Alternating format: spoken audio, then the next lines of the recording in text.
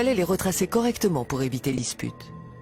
Ainsi, les Égyptiens commencèrent à tracer des lignes droites, des rectangles, des carrés, des diagonales, des cercles et des triangles avec des fils et des bâtons.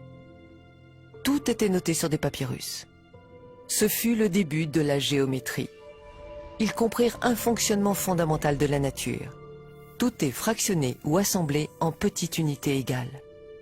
Cette constatation va leur servir tout au long de leur découverte.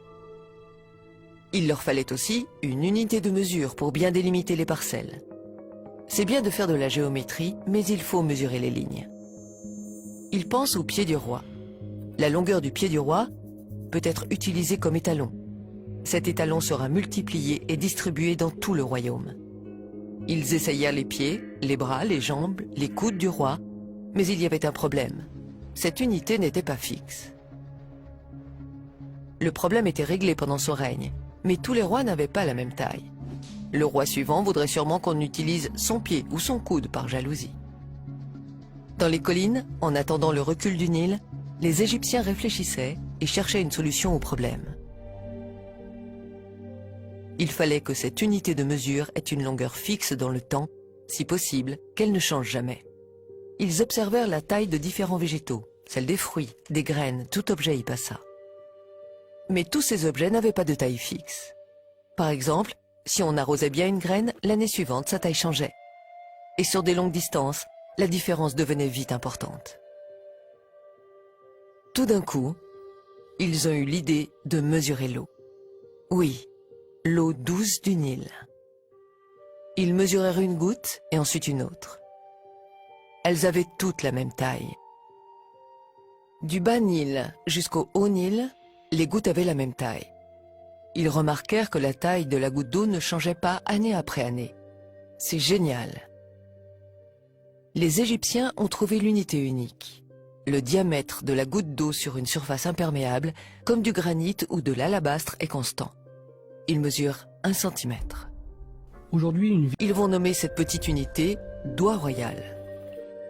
10 gouttes d'eau, soit 10 doigts royaux, égale une main royale. 100 gouttes d'eau, donc 100 doigts royaux, ou 10 mains royales, égale une jambe royale. Des siècles plus tard, on sortira ces découvertes des coffres secrets et on les renommera différemment. Le doigt royal sera appelé le centimètre, la main royale le décimètre et la jambe royale le mètre.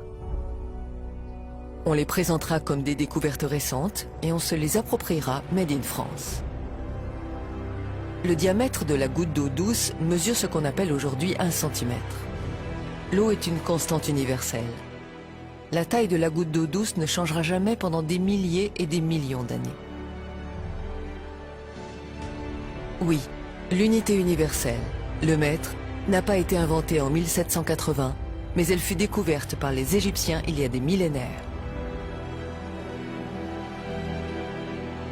Le mètre est une unité universelle parce qu'elle est mesurée sur l'eau. L'eau est la seule matière qui soit stable. Tous les autres matériaux ou objets sont difficiles à mesurer ou alors ils varient dans le temps. L'architecture de l'univers entier est construite sur cette unité.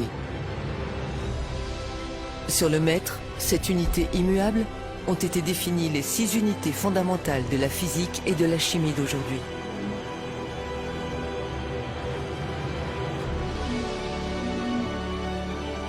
L'ampère, le Celsius, la mole, la candela, la seconde et le kilogramme. Donc, tout.